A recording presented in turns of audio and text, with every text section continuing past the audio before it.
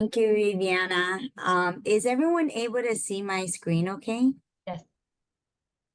Okay, wonderful. Well, thank you, everyone. I am here with my colega Allison, and we are going to be sharing some of our findings related to our SER Hispano research study, which we've had many times that we've come here to share some of those results.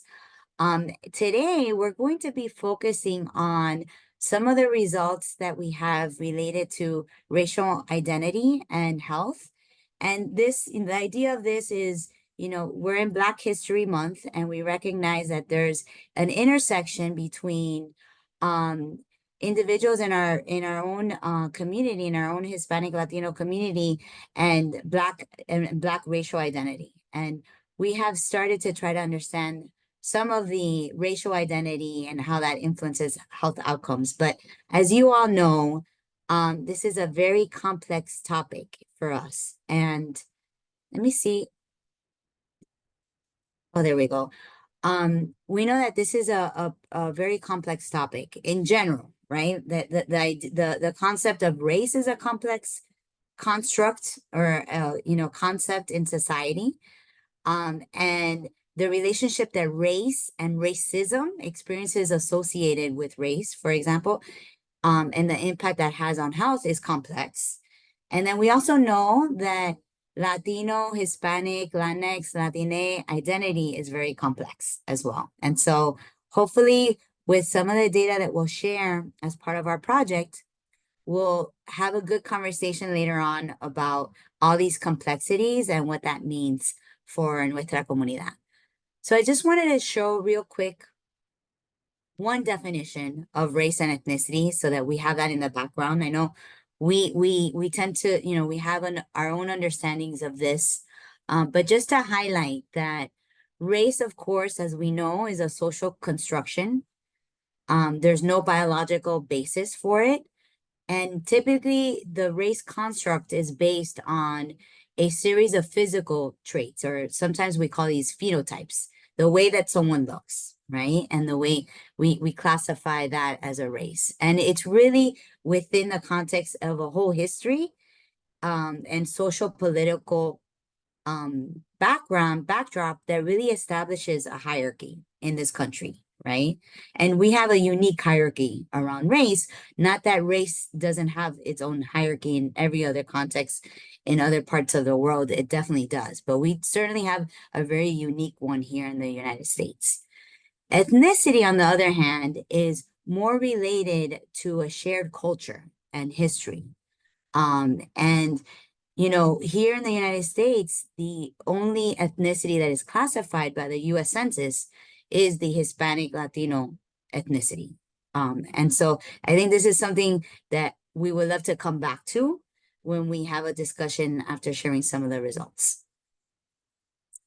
So just to get us a little bit primed and thinking more about race among Hispanic and Latinos, and Allison and Viviana, you could track if you can keep an eye out on the chat. I have a little quiz here, and whoever answers the fastest and the most correct, yo le invito a un cafecito. I'll invite you to a coffee, because I would love to have the opportunity to talk a little bit more with you. So I'm going to share some famous people that are in the Hispanic Latino community, whether you know them or not, and see who can identify them most quickly. So who is this special lady here that we have?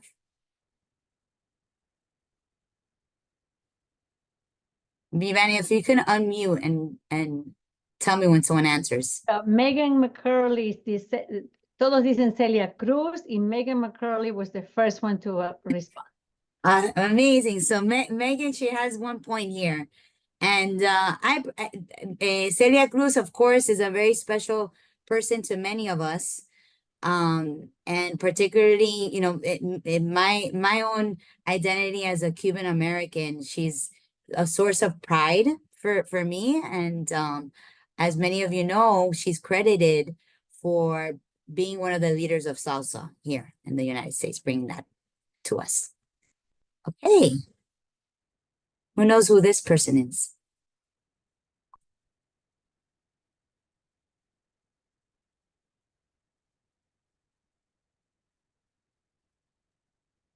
So Paulina Ruiz was the first one to respond. Jorge Lopez, George Lopez. Yes, George Lopez. And we know that he's a famous person, actor, comedian, that has a very different phenotypical physical features that might be associated with a particular race, right? Here in the United States. So, how about this person?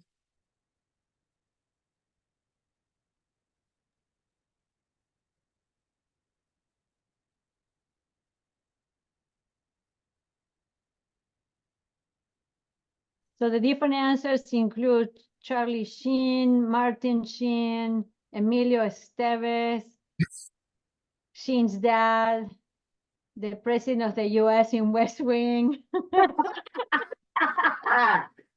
Last name is really Estevez, says Marisa, and then Carlos says Emilio is his son. Yes. Does anyone know, since there's so many, I don't know if that's, I don't know if it's, I'm really bad with actors' names, so I don't know if it's the first one or the second one. It's the dad or the son's name, Martin Sheen. what the correct one is. But I think more importantly, do people know what this actor's connection is to Hispanic Latino identity? El nombre era Ramón Antonio Gerardo Estevez. Esteves. So do people know what the connection is with Hispanic Latino identity? That he had to erase it in order to succeed in the US. Yes, well, that is true. And his dad was from Spain, right? I think he's a great example, and I have him here because obviously he probably has experienced the world as a white male. And people identify him as such. And his father was Spanish. And so in our history, there has been an evolution of the terminology we use to classify this very heterogeneous group of people that we call Hispanic or Latino or Latinx or Latine. And I think in recent years, there's been kind of like a very rapid evolution, the terms that we use to describe this community, which I think says something about our community, which we can talk a little bit more about later. But the important point here is that when we think of race and ethnicity among Hispanic, Latino, Latinx individuals, it's really important for us to be aware that there's multiple reasons why it's important for us to think about it. One of them has to do with your own self-identity. So the way you identify and is going to influence the way you experience the world. For example, and if you're proud of that identity, in the findings of our SER Hispano Study, we have found that ethnic pride, being proud to be Latino, is one of the healthiest social determinants of health, right? So if you have a proud ethnic identity and you experience the world and others, the second question is how other people identify you and then how other people treat you, right? So if you're being discriminated against because of your Hispanic Latino identity, that obviously has an impact on your health. And if you also have a positive ethnic identity while you're experiencing that, you're buffered a little bit. Not fully, you're not fully protected from that discrimination, but you're protected somewhat from that discrimination. So one of the things that is interesting when we look at the US Census data is that more and more we see that Hispanic Latino communities are identifying as multiracial. And so you see the majority in the last US Census have identified as identify with two or more races. And you can see the breakdown of among those who do identify with another race, this is the identities that are reported. And when you compare the shift from the US Census in 2010 to 2020, you'll see that there's more and more people that are identifying as multiracial. And I actually can identify my own fluidity and my own racial identity. If I answered my race when I was 20 years old, I would have said that I was white, Latina. But in my 20s, I was racialized in a certain way where other people told me that I wasn't white. And so now, today, I identify in the US Census as multiracial, right? And I think that is happening. We're seeing that shift across Latino communities, especially in the US born Latino population.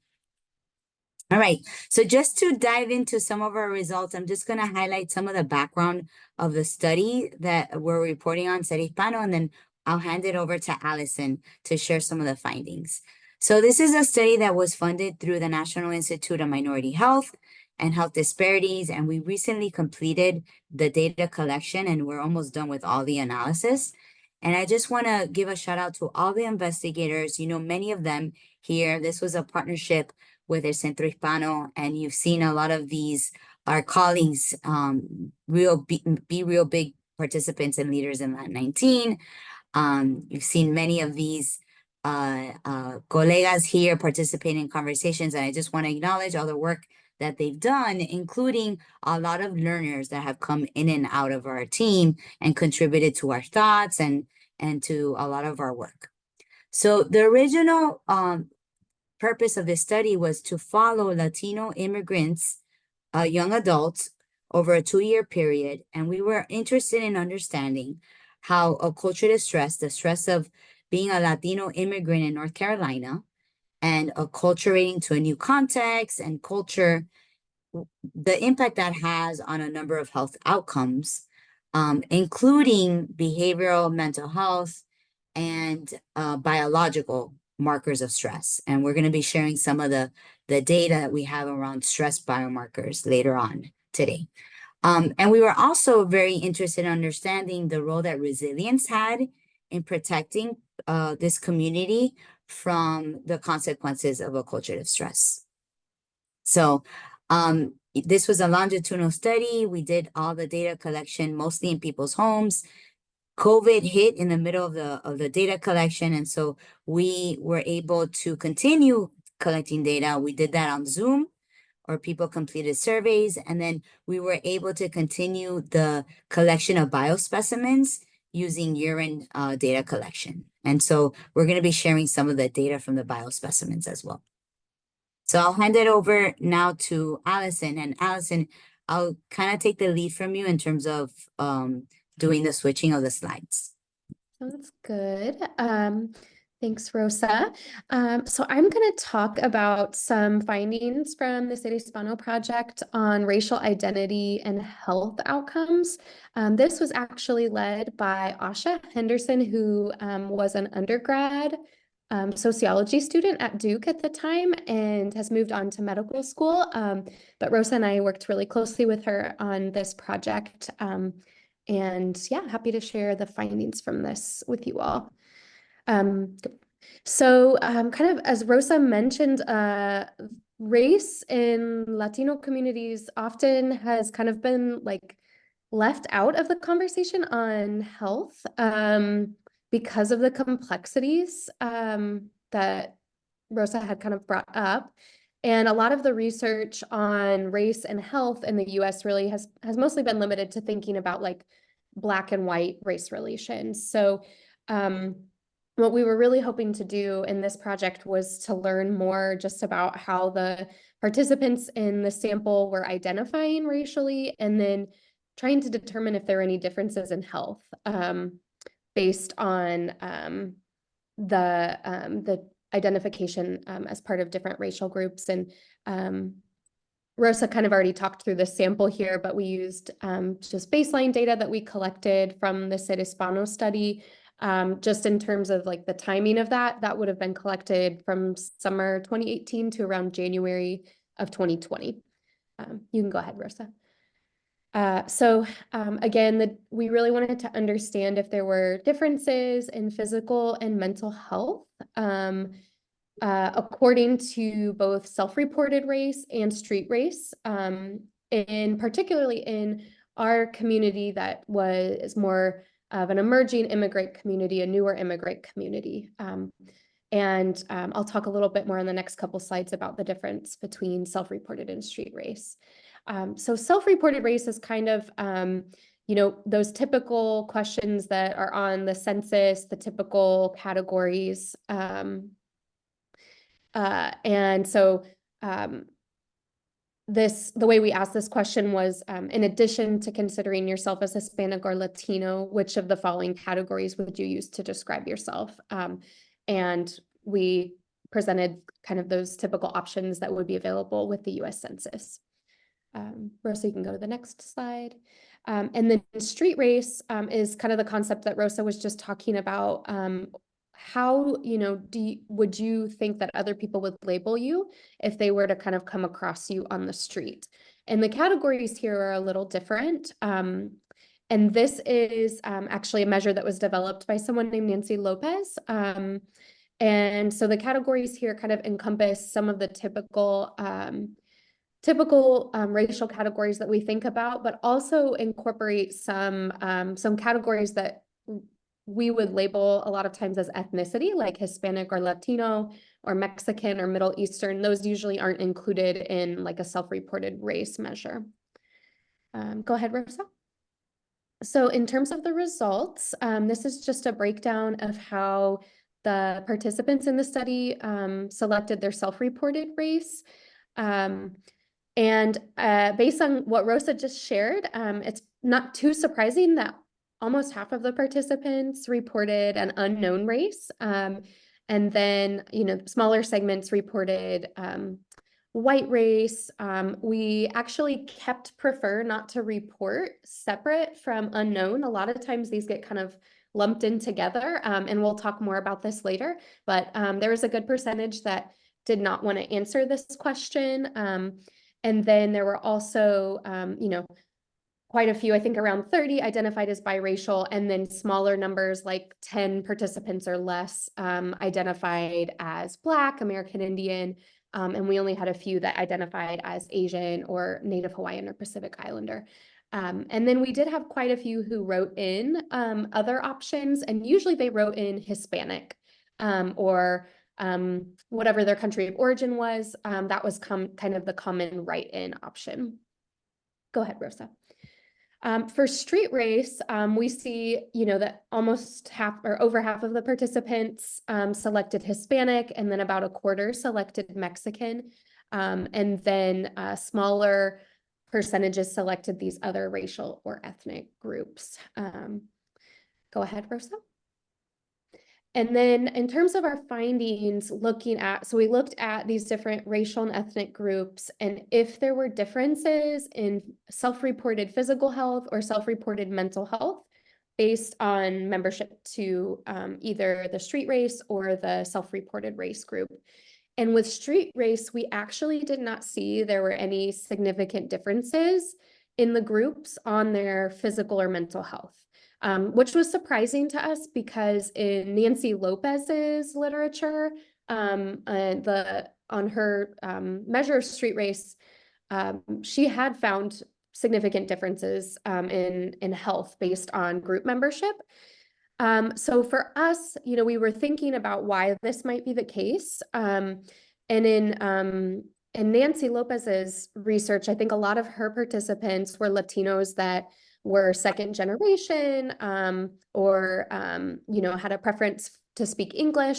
They were, which is, you know, pretty different than the sample we had, who was, you know, often newer immigrants to the area. So our thought is that, you know, perhaps like our participants hadn't been racialized to the US kind of racial hierarchy in the same way that Latinos who lived in the US for longer or are second generation or beyond might have. So that this like concept of street race just might not hold like the same meaning that it would to people who are really like exposed and to the racial hierarchy and impacted by that. And then in terms of the self-reported race results, this was really interesting to us. What we ended up finding was that the main differences were that individuals who declined to answer the self-reported race question reported worse mental and worse physical health than several of the other groups, like I think compared to the biracial and the white self-reported race groups. To try and figure out a little bit more about why maybe those who declined the answer had worse self-rated health. We did a couple of other just like exploratory analyses to see what was maybe different about this group of individuals who declined to answer the question. And we ended up seeing that this group was more likely to experience immigration stress and language stress, and they were also more likely to be undocumented than some of the other groups. So our thought here was that, perhaps this group had really justifiable concerns about how their data, like on their race, potentially could be used. And that would be rooted kind of in their negative experiences that they'd had navigating systems in the US. And kind of those negative experiences would likely have that impact on their mental and physical health. So that's kind of how we have thought about this, but it's really, it's interesting because no one really disaggregates the data on race this way. And so there's not much out there about, differences in why someone may respond as unknown versus decline to answer. So this was just a really interesting finding that came up for us, and would look forward to, us discussing this here shortly after Rosa talks a little bit more about some other results. So I'll hand it back over to you, Rosa. Thank you, Allison. So just to wrap up here, I'm just going to share some of the other findings that we've had. The most recent analysis that we're doing is, and this is, Allison shared a paper that's already published. This is something that we haven't submitted yet. We're just wrapping up the write-up of it. So we're curious to your interpretation about this. So what we're doing in this paper, I mentioned that we collected stress biomarkers over time. And we did that over a 2-year period, collecting biomarkers every 6 months. So the first time we meet with them, which is we call baseline, then 6 months after, 12 months, 18 months, and 24 months. And we were able to use 3 different time points, the baseline, 1 year, and 2-year follow-up, to look at what are some of the trajectories of biological stress over time, and how does acculturative stress, which for us has been really like the most significant social determinant of health that we've looked at in our study, and other resilience factors. So these are the aims of the paper. We're trying to understand what are some different groups or groups of trajectories, how that looks over this population over time. And then how do those different trajectories of stress over time are associated with acculturative stress and a number of resilience factors. So this is what we found. We used for our stress biomarkers, we used a number of inflammatory cytokines and C-reactive protein to look at biological stress. And we know that these are biomarkers of chronic stress exposure that is also harmful to the body in terms of physical health decays. And so what we found was that we found 3 different types of trajectories. The trajectory on the bottom is one that we're calling like a resilient trajectory. So everyone in this population was exposed to really high levels of stress, but somehow this group, which is the majority of our participants, have chronically low levels of stress biomarkers. So this is a healthy, resilient group. The second group that we found is this one on the top. And these are people that over the time period, the 2-year time period, had chronically high levels of stress biomarkers. We see a bit of a peak here, but it's pretty high across the board. So we're tentatively calling this like chronic stress biomarker stress exposure. And then we had this other really interesting group, which started very low on the biomarkers, but had an increase, and it's like almost an accelerated increase in the stress biomarkers over time. So these are healthy people that had a significant decay that increased over time. And when we looked at the differences between what are some of the attributes that are different among those groups, we found that this interesting group in the middle was a group that was made up of all women. So we had male and females in this group, but this group that had this rapid acceleration of decay in the stress biomarkers were all female, and they had significantly higher levels of parental acculturative stress. So this is the parenting stress related to being a Latino immigrant in the United States and having children that might be more acculturated than parents are acculturated, and trying to understand parenting and discipline in the context of a new system and norms. And we also found that this group had the sharpest decay in ethnic pride. We mentioned that in the beginning that we have found in our study that ethnic pride or cultural pride is a very strong protective factors.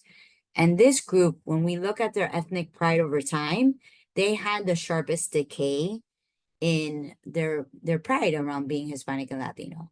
And so that's one of the things that we found that were unique here. The other thing that's interesting to our conversation today is that in this group of chronically stressed people on the top that were consistently having very high levels of these biomarkers, they were more likely to report that they didn't know their race or their race was unknown. And they were also more likely to report they had low levels of social support. So this meant that if they were having any sort of emotional problems that they didn't have, they were less likely to have someone to talk to, or if they needed some help with some resources, like for example, if they didn't have a car and they needed to go get groceries, they had a harder time finding a friend that could take them to go get groceries. So those are some of the key differences that we found in these the stress biomarkers over time. So I'm gonna stop and see if people, I'm gonna stop screen share and see what questions people have.